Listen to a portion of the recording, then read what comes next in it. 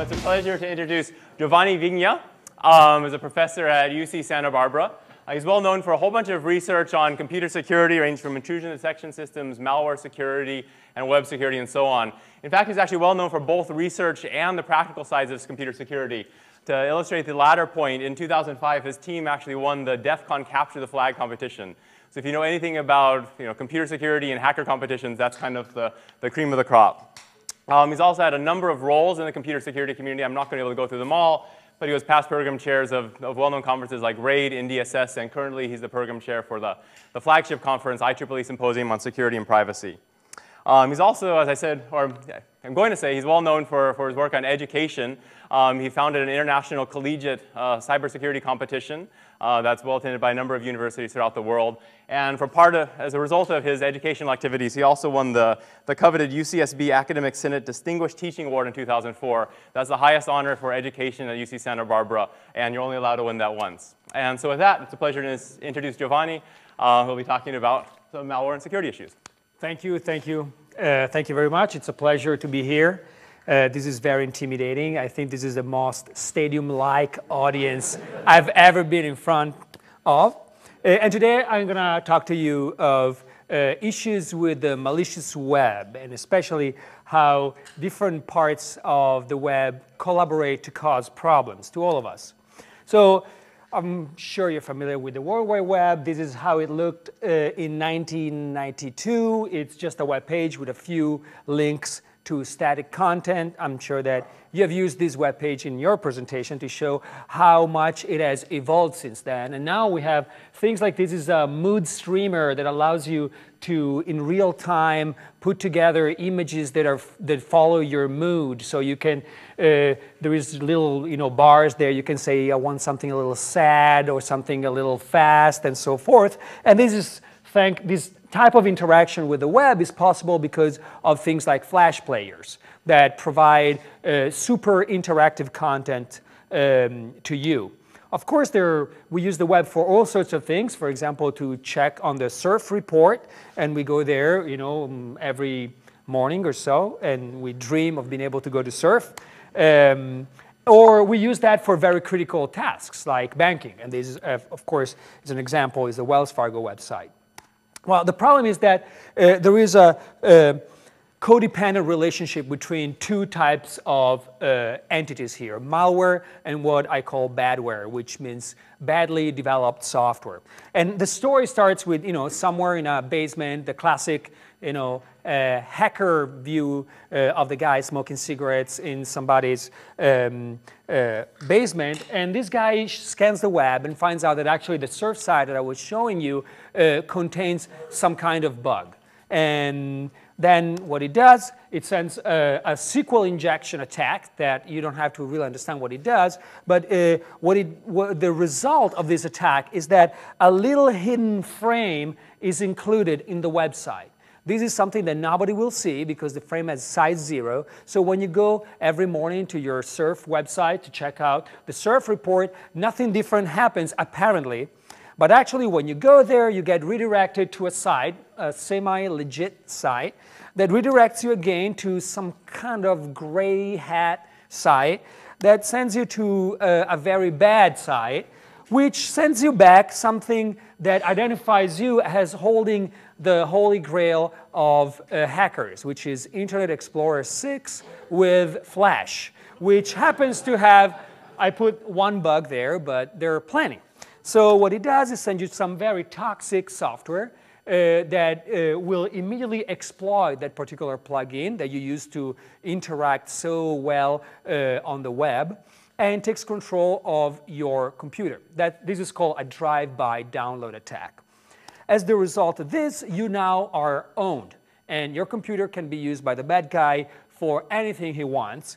Of course, the next thing you do is go into your Wells Fargo website and put user ID and password. This is promptly stolen and sent to the bad guy so that he can steal your money.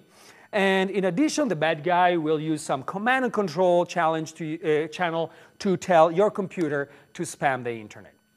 So this scenario is as common as everyday life on the internet.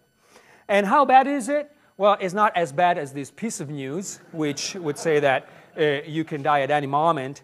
But this is, it's not good press. Nonetheless, it's pretty bad. And we have seen a continuous trend in losses due to fraud and cybercrime. And the trend shows that in a few years, if we don't do something about this, things are going to get really bad. So, sorry, is that a real headline from a newspaper? Yes, it is. Okay. I know, it's the same newspaper that has the bad boy, yeah, the space alien babies and all that. So it's in that category. Let's look at what we can do about this. And of course, it's not a problem that we can solve with just a single approach. We have to find a number of things that will contribute to solve this particular problem. First of all, we have to understand the threat, really understand what's going on the internet. And in order to do that, we have to understand the infrastructure that is actually used to distribute and control this toxic software that is deployed on probably some of your laptops in this room. And also we have to understand what are the people involved in this underground economy. How do they interact with each other? Why are they stealing your information? Who are they selling this information to? And so forth. Also, we have to be able to analyze the artifacts, so the components that are part of this very complex infrastructure. And in order to do that, we have to be able to extract the actions performed by this different component and analyze and characterize their behavior in a way that allows us to tell the good guys or the good software from the bad software. Of course, we also have to be able to prevent these attacks, because just understanding and analyzing is not enough. And we would like to identify problems in the components of this infrastructure before they are deployed, so that you don't put a vulnerable application on the internet so that it can be compromised and used and piggybacked for the deployment of malware.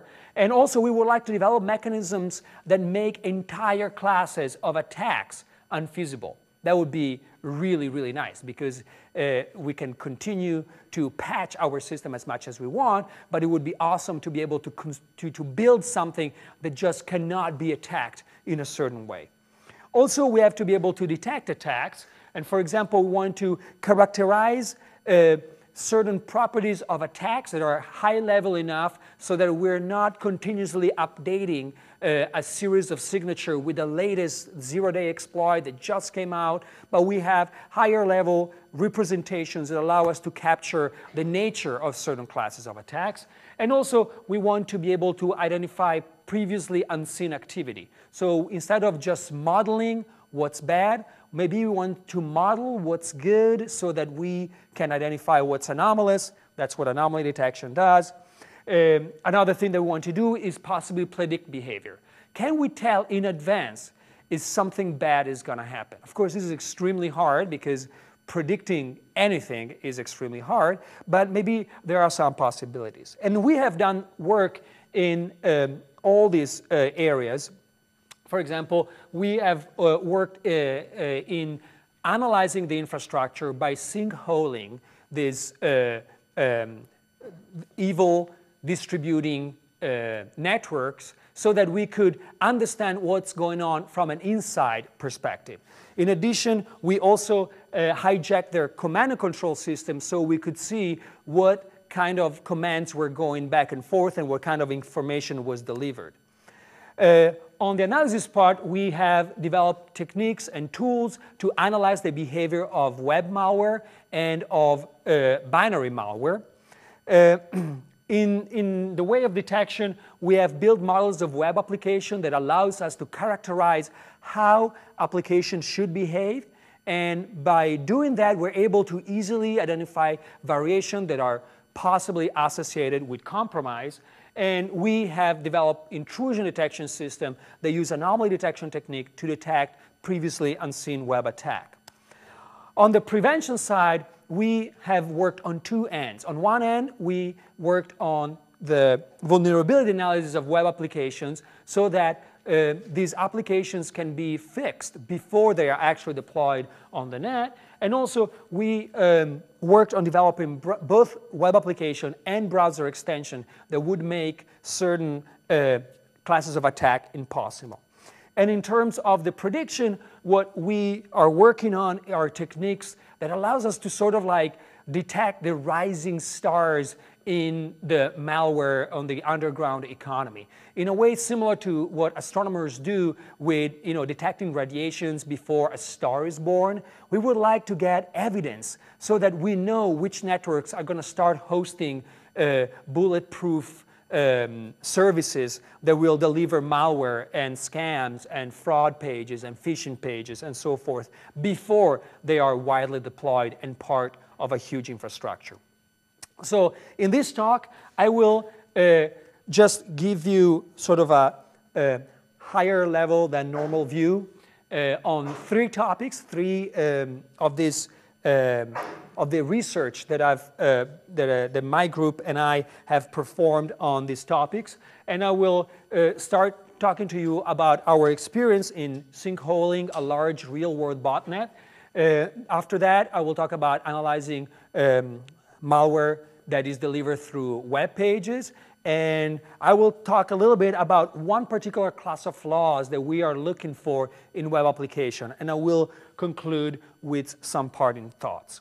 So I'll try to cover this in a way that can be understood by everybody. So please don't be offended if this is too high level. I decided to emphasize breadth over depth so that you could have sort of a wider view on what are the issues in this particular field. So let's start with botnet hijacking. So as you know, a botnet is a structure of many compromised computers that are under a central control. Our goal was to gain a better insight into what's going on in this botnet. Who's controlling them? What is the data that is sent back and forth? What is the quality of data? Who are the potential victims? So we would actually, we wanted to understand what are botnets made for and how they collect information. And we focused on the Mebroot Torpig botnet. Why I'm telling you two names for this botnet? Well, actually because it's composed of two parts. There is the Mebroot infrastructure, which actually, interesting enough, is like a middleware for the creation of botnets. So in the example that you saw at the beginning, when you go to a website and you get compromised by that drive-by download, that's your friend Mebroot. They take control of your computer, and at that point, they go to the extra step of downloading additional malware that will be then part of a botnet. So in a way, the Mebroot system is an enabler for the Torpig malware so that they can create a botnet. And actually, very recently, we started seeing the Mebroot infrastructure actually uploading different types of binary, the Zeus botnet. And this shows that in the underground economy, this is a service like any other. The bad guys are there saying, hey, we can install botnets on hosts. So who wants a slice of this? And the Torpig guys were the first. The Zeus guys apparently came next. But this is the way these two pieces work together. And an interesting thing of the Torpig network is that uses this control of the host to steal information. But how does it do it? It does it in a way that is pretty sophisticated. It's called HTML injection. And what happens is that the Torpig binary has a list of sites that can be injected. And usually your favorite bank is probably listed there. And it monitors when your browser goes to this bank.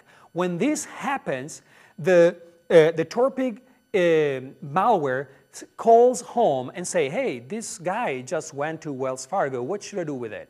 The control system replies with a trigger page that says, oh, when he goes to the bill pay part, call me back and I'll give you some HTML to inject. So the cool thing, or I have admiration for it, but the very smart thing that this guy did is that normally when you see a phishing page, you go to Wells Fargo and say, give me your mother's maiden name. And you're like, No, I mean, this is not Wells Fargo as I know it. The interesting thing in this case, you log in, you use your website, and at a certain point you get to the trigger page, and suddenly there is a little piece of HTML that is injected into your browser that looks like this. Can I have your social security number? And at this point, you interacted with the bank for a while. And you think, wait a minute, this is weird, but could be legit, especially considering that I'm using HTTPS and the little lock there is perfectly fine. And this is because the malware was able to inject into the memory of Internet Explorer a thread that would modify the HTML that is shown. So the Explorer doesn't really know anything about a new page. For them, it's just part of the page as it is. And of course, when you fill in that information, that doesn't go to Wells Fargo. In addition to this sophisticated way of compromising information, this guy understood that they had to keep control on their botnet as much as they could. So normally, I told you that you call back home and you ask for what should I do. These bots continuously talk to this command and control center. So what happens if you shut that command and control server down? Well, you can do that if there is an IP address. Okay? If that command and control channel is identified by the IP in the malware, it's very easy. You just shut down the IP, and suddenly all the malware copies on all computers stop talking to the command and control center. People understood that that was not a good idea, so they start using domain flux. So in order to use fast flux domains, in that case, there will be multiple IPs connected to a single name. And these IPs are in the order of 20 or 30, 100, 200, thousands. Therefore, taking down a command and control center requires one to take down every single IP involved. And the problem is that these IPs oftentimes are just the computer of some poor chap that has been compromised. So very difficult. But you could still take down the domain name. Okay, by calling the registrar and say, I want to syncall that particular domain name. So people invented domain flux. So this malware has a domain generation algorithm so that in time continuously changes the domain that they go to in order to ask for commands or to provide information. Well, initially, there were just based on time. So actually, once you reverse engineer the malware, you can find all the domains that will be used in the future forever. Okay? So not very smart. Recently, they changed, so they actually use the trends of Twitter in order to seed their algorithm. So you don't know really what domains will be used in the future. It's only when the new cool news comes out and may say, I don't know, Sandra Bullock has been cheated on. Oh, let's use cheated as this algorithm, as the seed to this algorithm, and suddenly a new domain comes out. And so this creates the impossibility to predict what's going on. Fortunately, we were able to actually yes? I guess, and we can go on. I mean, it's kind of, I don't understand how that's that much harder to defeat. I mean, yes, you can't generate the domain names, out in advance, but you can, watch Twitter the same way as the botnet does, right? You can watch, absolutely. The problem is that there is a race there where the bad guys are colluding with a domain registrar. And the moment the trend comes out, they get from that registrar that domain. You can go to that registrar and say, these are bad guys, and they're going to tell you, no. The registrar is in Russia. What do? You call the police. They say, yeah, can you fill this form? And if I talk to somebody in Scotland Yard, it might take 6 months to request taking down that particular domain name. And as we will talk, I mean, this is a very important point, because I think that, and I will talk about it briefly at the end of this talk, I think that a lot can be done not by technology, but by policy. But we will get to that soon. It is way harder, anyway. So, but when we're still using time, we actually projected this, and we just noticed that for a period, they didn't register those domains. Why? We don't know. Bad guys, sometimes sleep too little and make mistakes. So we registered those domains for a command and control center. And so for 10 days, suddenly we had all this botnet coming to us instead of going to the bad guys. And we were there waiting, and we did not expect to receive 180,000 connection to our botnet. But at a certain point, we looked at all this information that we didn't expect, and the first thing that we did, guess what it was? Call the FBI. And because we saw passwords, bank accounts, credit cards in the thousands. And so the first thing that we did, call law enforcement. They were really happy, and they say, collect all the information that you can so that we can fix this thing. And so that's what we did. And in addition to this, by collecting all this information, we could get this very unique insight on the Torpig network. And the details are, of course, in a paper, but one of the interesting, for example, insights was the size of these nets. If we look just at the IP addresses involved, we saw 1.2 million unique IP addresses. But all these bots were sending to us a unique ID that allowed us to count exactly how many bots there were, and there were only 180,000. So these allowed us to determine that sometimes estimates based on IP addresses for botnets are wrong by an order of magnitude. Another thing that we looked at is the type of data that we collected. So we collected 8,000 accounts from PayPal, Poste Italiane. Apparently these guys were after Italy. I'm not the reason why, I'm sure. Capital One, E-Trade, and so forth. And one interesting thing is 38% of the credentials were stolen from the password manager of the browser, okay? Which for them was like a gold mine of password. And also, we found a number of credit cards, and this is in 10 days. And note, we only had 10 days because at a certain point, these guys realized that something was wrong with their botnet, and they just released a completely new binary, and we lost control of this operation. And we use we looked at Symantec. The Symantec publishes a threat report with some estimation of the value of these goods.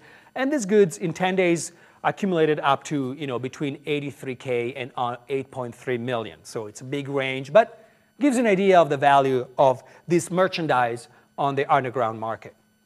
We also performed some password analysis because we had this unique view on 180,000 people using their password in a bunch of different places. So, of course, we ran Jack the Ripper on the passwords to understand, are people choosing good passwords? And of course, the answer was no. Their passwords are terrible, and they can be broken. I mean, 40% were cracked in less than 75 minutes. And if you start with 173,000 passwords, that's a lot of passwords, okay? And another interesting insight is that 28% of the people reuse password on different sites. And we already knew that, but it's a very interesting piece of data to know that in the wild, if you take 180,000 people population, you will get exactly what you expect. After that, we lost control of the Torpig net, but we were able to regain control of another point of the net. So we were able to sinkhole the part in which they send you the bad JavaScript that compromise your browser. That's what we call the exploit side.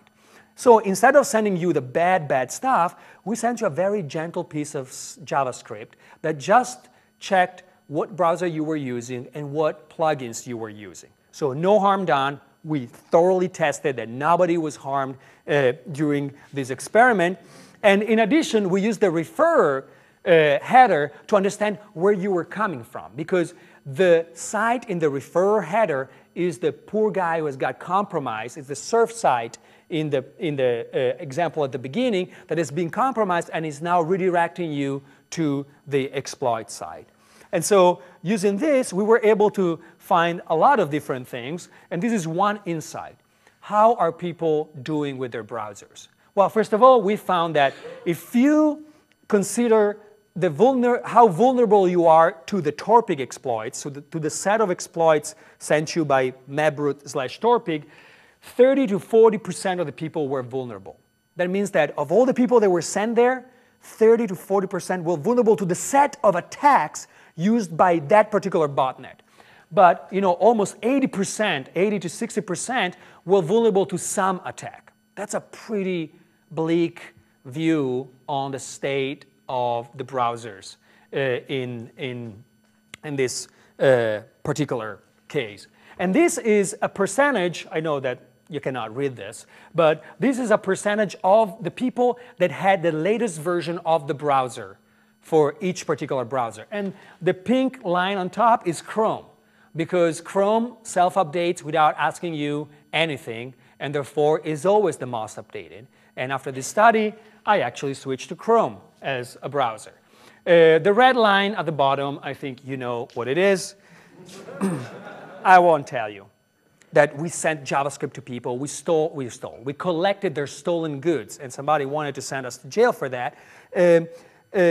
We found ourselves in front of a huge ethical conundrum. So is this legal? Is this ethical? Well, according to the FBI, it is legal. And according to counsel, it is legal.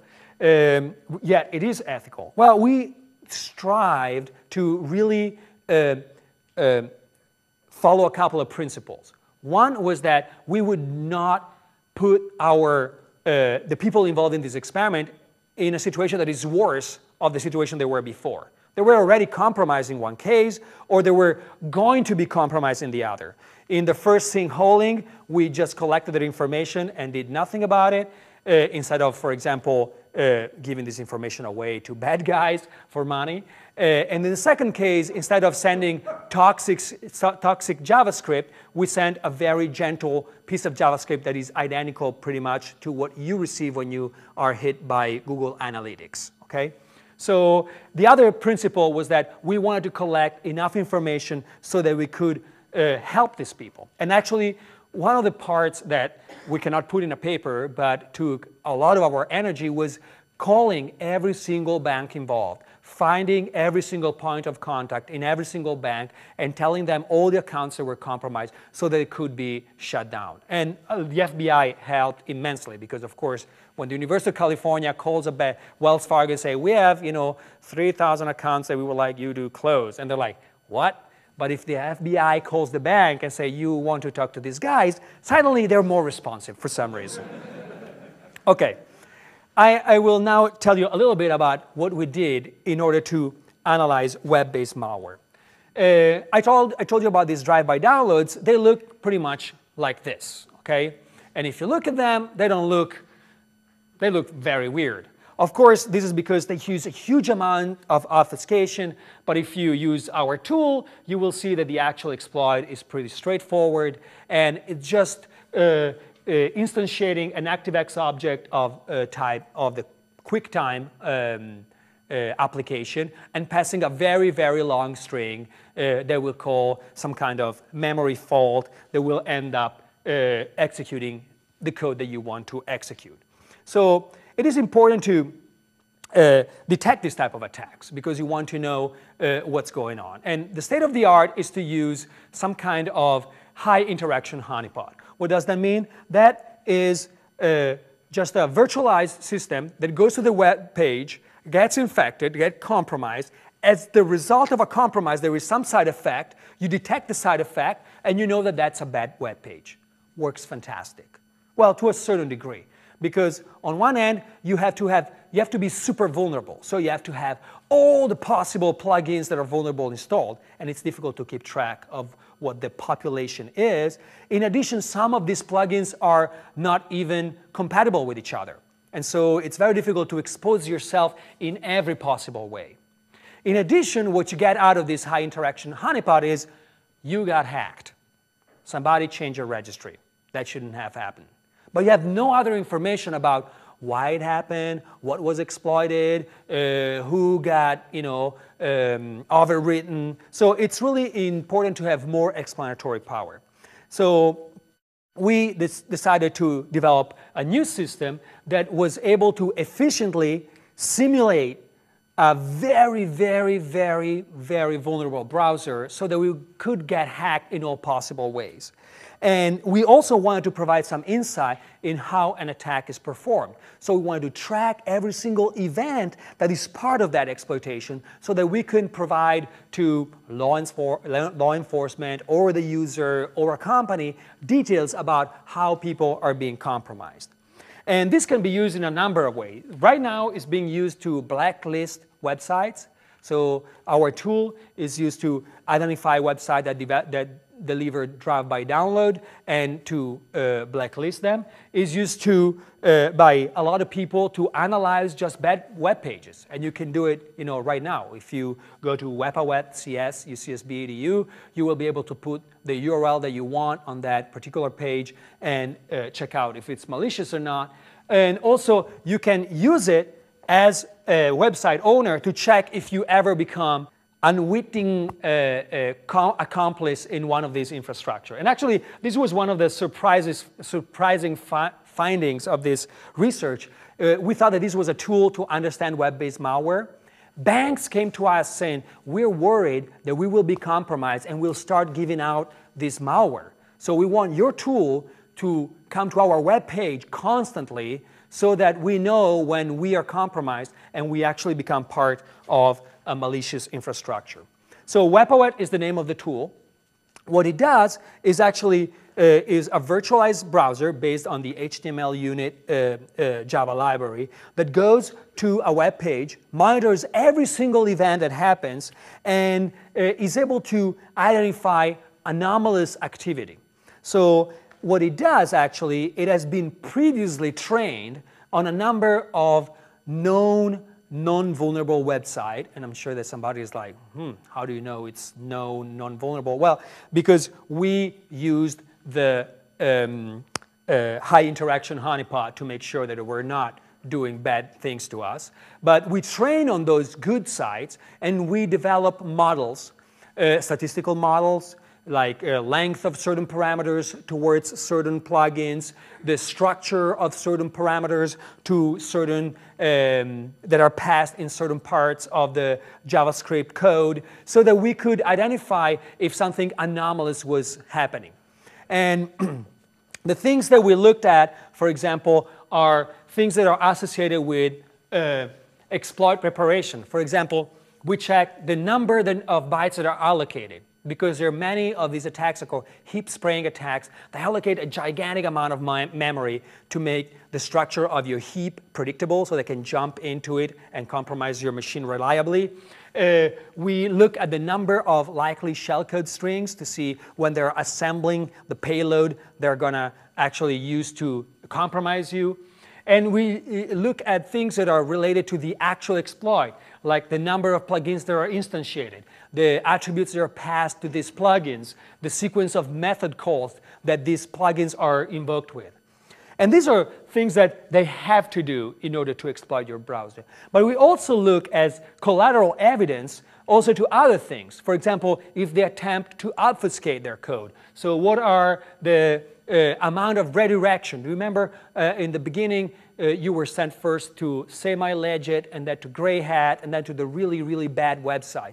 They do this to make sure that it's more difficult to track down what the browser is doing. So we keep track of this redirection to make sure that we can characterize the maliciousness of this particular web page. And of course, we look at dynamic code execution, string definition use, and things like that. As I told you, Webawet is a public service. It's out on the net. You can use it whenever you want. If you have to use it for a project and you have a huge amount of data that you want to put in, send me an email and I'll give you special access so you can send batch requests. But that's been used a lot. And this is a graph that shows that lately has been going up, and now we receive around 250,000 requests a month, which is pretty much how much we can process. So now we're in the process of creating a cluster to be able to even do more with this. And we were really pleased, and I think one of the reasons of the success is that we were able, using anomaly detection, to perform zero-day attack detection.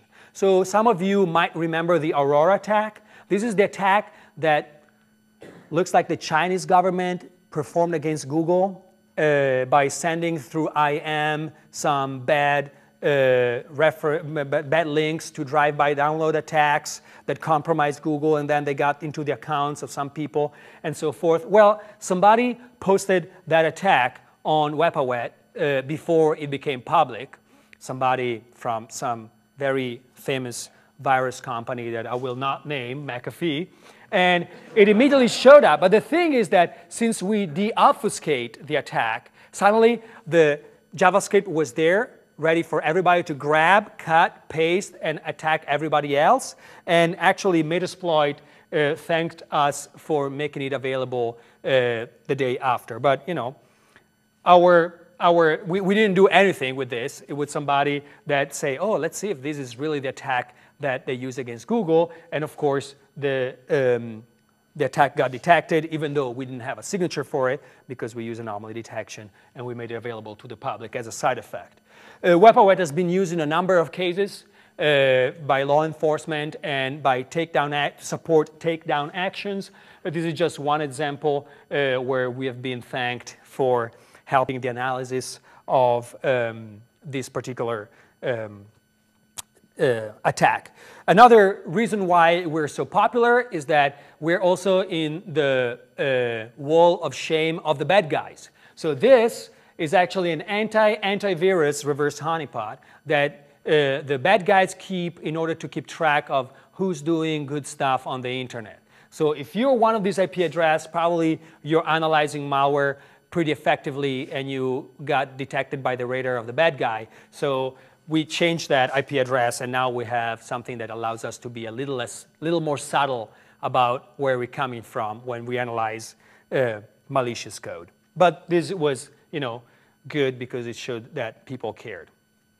Okay, I'm going to now briefly talk about a third part of my research, which has been focusing on identifying vulnerabilities in web applications. So we saw the infrastructure itself and the activity that we did in order to understand how this infrastructure is used and what type of data is collected. We looked at the client side, so how clients are exploited and how we can detect that type of attack. We're now looking at a complementary aspect of this problem, which is vulnerable software that is constantly used to compromise, that is exploited to compromise website and to create this delivery of malware. So what we did, we did a lot of work on more traditional vulnerability analysis, looking at problems like SQL injection and cross-site scripting that are often used to compromise website. However, there is a class of applications that are a class of bugs, of vulnerabilities that are more difficult to define. These are application logic vulnerabilities. What this means is that these are bugs that are there because the application is doing something particular. While you can have a generic way to describe SQL injection, for example, you can create a tool that uses taint analysis to identify when unsanitized code gets to a point where you do a query or you perform a security-sensitive operation. It's very difficult to define an algorithm that say, oh, you shouldn't apply the discount to the merchandise more than one time. It's difficult to identify that type of problem. So there have been like shopping carts that allow you to, oh, I have this coupon.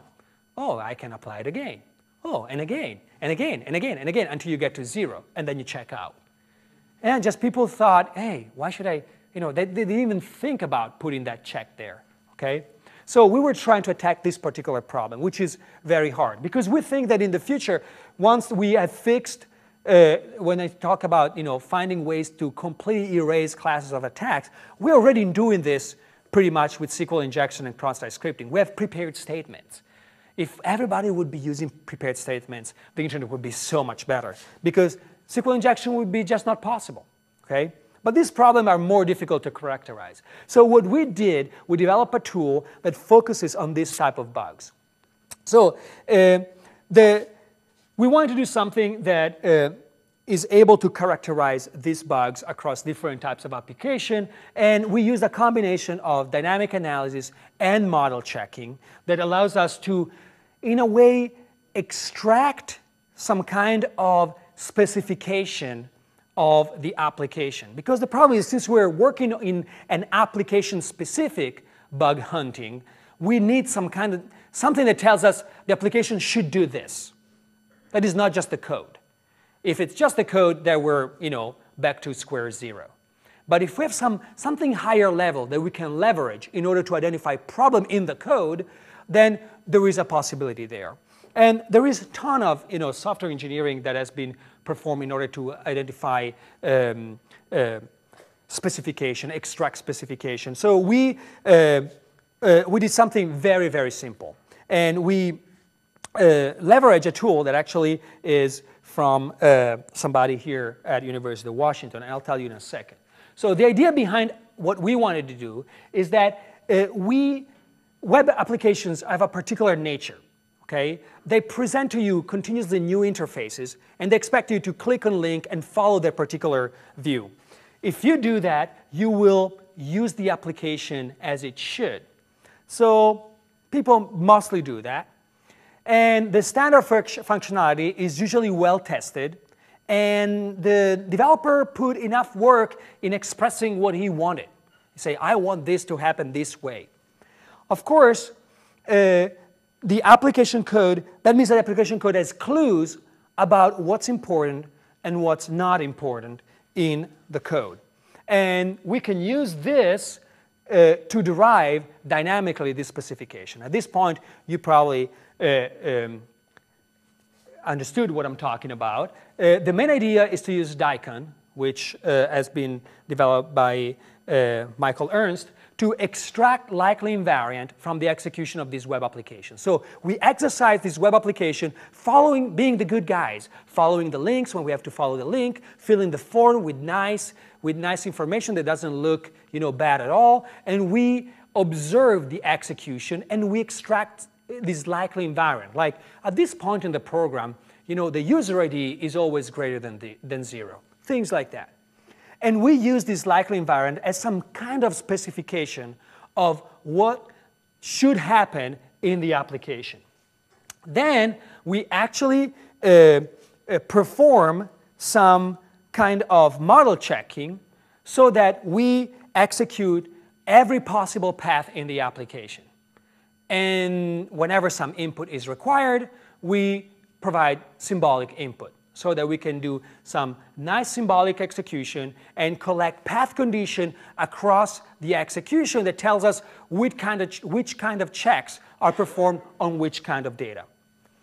And I know I'm flying really fast on this, and I'm hand waving, but I want to get to certain things. I see people nodding, say, okay, I'm going to catch you later at dinner. And, and so we focused on 2 different vulnerability classes. For example, in one case, we do this. We look at the invariants. We identified if in the execution we ever check for the values involved in an invariant. If we find a check in the code, we say, I think the developer actually cared about this. And the fact that there is a check, we promote that likely invariant to something we're going to check a little better. And then we use model checking again to find an execution path that will violate that particular invariant. And we flag that as a vulnerability. So invariants, then we promote them through model checking when we identify that the variables involved in that invariants are checked, and then we identify different paths. Yes? By check, do you mean an assert or a conditional in the code? With a conditional in the code. And another class of vulnerability is the fact that there are from the session of the user and the content of the database, there is an equality constraint. This is a purely heuristic-based observation, but those invariants are particularly strong from the security point of view, because usually they're related to authentication, to access control. So whenever there is one of these invariants, and we found a path in the execution that violates that invariant, we flag that as a vulnerability.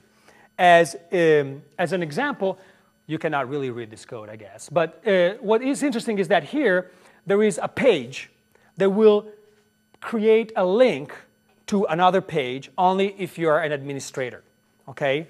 And this page will send you to this other page, okay?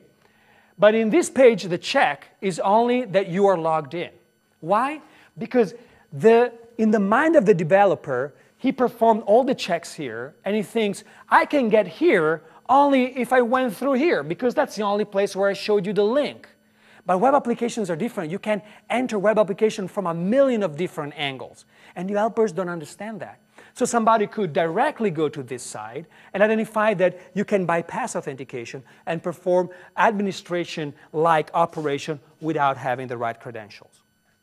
So these are an example. These two are the likely invariants that are involved in a check and that get promoted and that get violated. This, for example, is something that is what we call a spurious invariant that haven't been really checked, and therefore we stop considering. These are high-level results. Let me know. It does a pretty good job. Of course, there are issues with scalability. We're not yet able to address very large Java applications that use frameworks like struts, but we're definitely working on it, and we should have it done, I think, by June. We tested this on a number of real-world applications, a number of projects of students that I gave in my class so that they could develop some really bad code. And we actually found a bunch of interesting application logic vulnerabilities using this technique. Let me now conclude with some parting thoughts. So what are the next threats? I told you about this infrastructure. I told how different pieces interact with each other. And you can see that the problem is born from different actors. I mean, there are bad developers. There are just bad guys. There are users that are not careful enough and did not upgrade their browser and things like that. So what are the likely threats in the near to distant future? Well, first of all, it's the combination of large-scale and targeted attacks. This is something that you hear a lot from the DoD. You know, next time they're going to be state-level cyberwar. And you know, until until 8-9 months ago, I was like, come on, there's not going to be state-level cyberwar. But actually now, I am not that convinced anymore. Especially, I was listening to an interesting interview with Dick Clark on NPR. I don't know how many of you listened to that. And he was telling how people were able to go into the radar of the system of the Syrian guys so they could bomb this plant, and their planes were completely invisible because of that. And when they asked him, hey, do you think we have the same capability? He was like, of course we do, okay? And I think we do. We definitely do. But this is cyber war at the state level. I mean, you have now hackers that can influence things like, you know, detection of a warfighter. And in addition, we have been really close to have serious problem with election. I've been involved in evaluating the security of voting systems, and because of the work that I've done with David Wagner and Matt Blaze and Patrick McDaniel, and I have to remember everybody now, bunch of people. We evaluated a bunch of voting systems, and we found incredibly bad software being deployed to count our votes. I mean, and therefore, it's not unlikely that something like this can happen. Also, another type of attack that we haven't seen yet, but I think it's coming up, it's deep in the network attacks. Now, the bad guys are targeting laptops of behind home routers. I think that the next step would be a very silent attack that takes control of more infrastructure-like components. And there would be a lot that can be done in order to either prevent that or make them a little more tolerable. But I think we could become close to a kind of singularity in that space. Also, data-driven attacks. We're seeing it today. Right now, you think that, you know, getting hacked is mostly through web page. Actually, the most you get hacked through is PDFs. Apparently, in the past month, PDF is the way to get hacked. And it's easy to look at a PDF, say, this is a document, why should I be influenced by looking at a document? But now documents come with scripting capabilities. The PDF reader is completely JavaScript configurable and scriptable, so you are vulnerable. And PDFs today, the pictures of your kids tomorrow, and somebody sends it to you, oh, cool, you open the picture, you're compromised. This is I can see this as becoming a serious problem.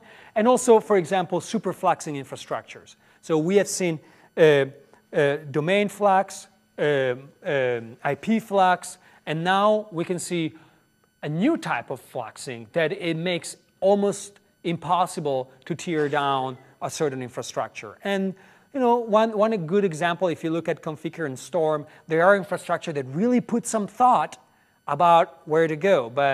And this tells us that the bad guys are really, really smart, and they're really thinking about this. And I wouldn't be surprised if in the future we are going to be taken sort of by surprise. What can we do about it? Well, we need to develop better applications. So it would be nice to have mechanisms that allow us to build this thing by construction.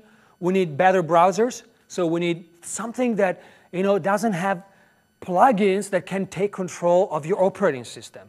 It's ridiculous that a little QuickTime plugin in your browser can install a rootkit.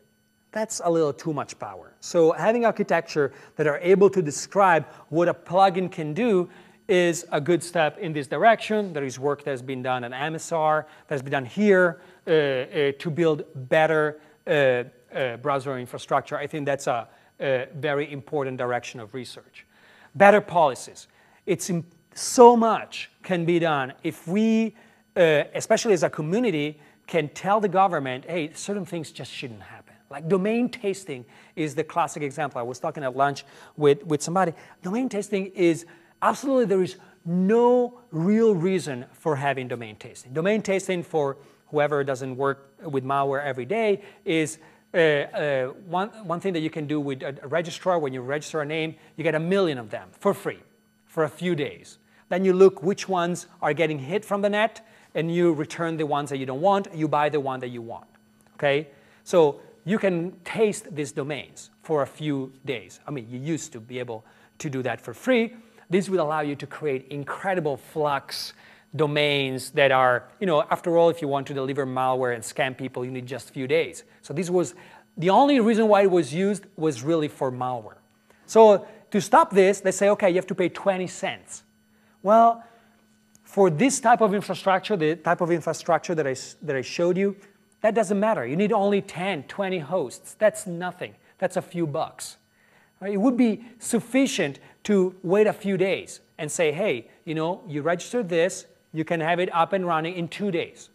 This would put the good guys in such an advantage that so many of these attacks would not be possible anymore.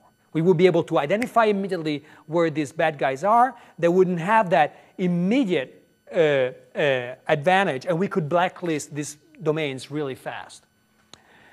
Also, creation of an accountability infrastructure, which would create some way to actually make people accountable for what they do on the net. It's a long story, and it's a very difficult balance between that and anonymity. And of course, education, education, education. And I've done some work, as Yoshi said, in security education.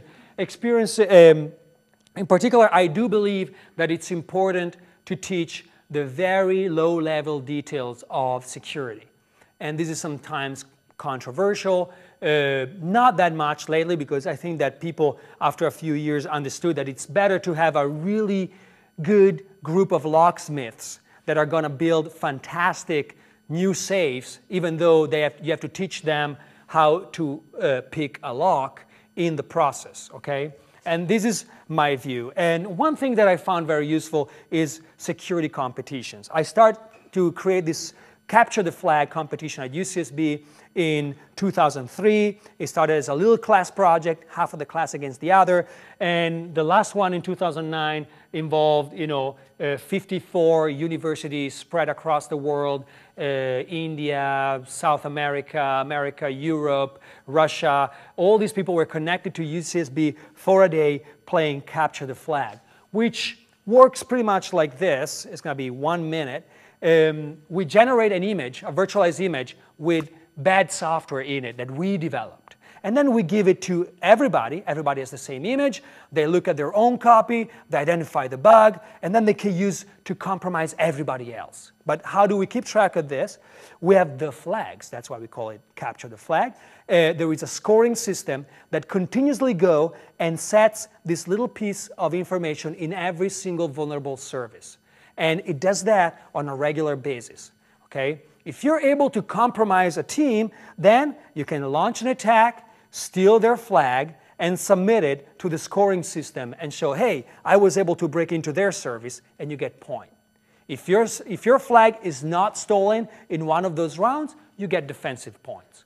Therefore, you have these 8 hours in which you go crazy. You have like 10 services. You're looking at it, and you have to identify both attack and defenses for your services. You can imagine that people get pretty excited about something like that. Questions? Great. Well, thank you, Giovanni.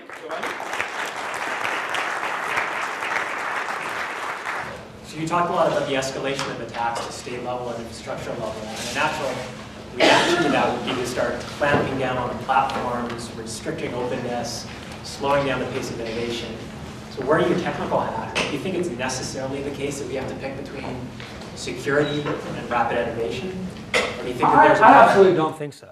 I mean, in a way, when you are faced with very difficult problems to solve, you come out with actually innovative solutions. And think about the DARPA challenge. In a way, it's putting in front of you something that is really hard to do and asking people, come up with something that is really creative and unique to solve this problem. In a way, I think that we can actually, the challenge is to devise this kind of solutions that are able to make the internet even a more open place while preserving security. Because openness doesn't mean that everybody can be a criminal. I mean, we can have open systems that are available and accessible, but they're not exploitable. And part of that is policy, having a fair policy that actually characterizes, acceptable use in a nice way. I mean, we do that with streets. I mean, I don't feel particularly constrained even though I'm Italian. But when I see the 55 limit on the highway, I'm not like, my freedom is taken away from me. I understand that there is a reason for that, and that particular rule is actually allowing me to drive in a more relaxed fashion where I don't have to worry about getting hit by the next truck driver like I do in Italy. Sorry, Gaetano. But that's absolutely true. So I think that you can enforce certain policies that actually promote a better use without clamping down. Great. So we're out of time, so if you have more questions, please come up and let's thank Giovanni.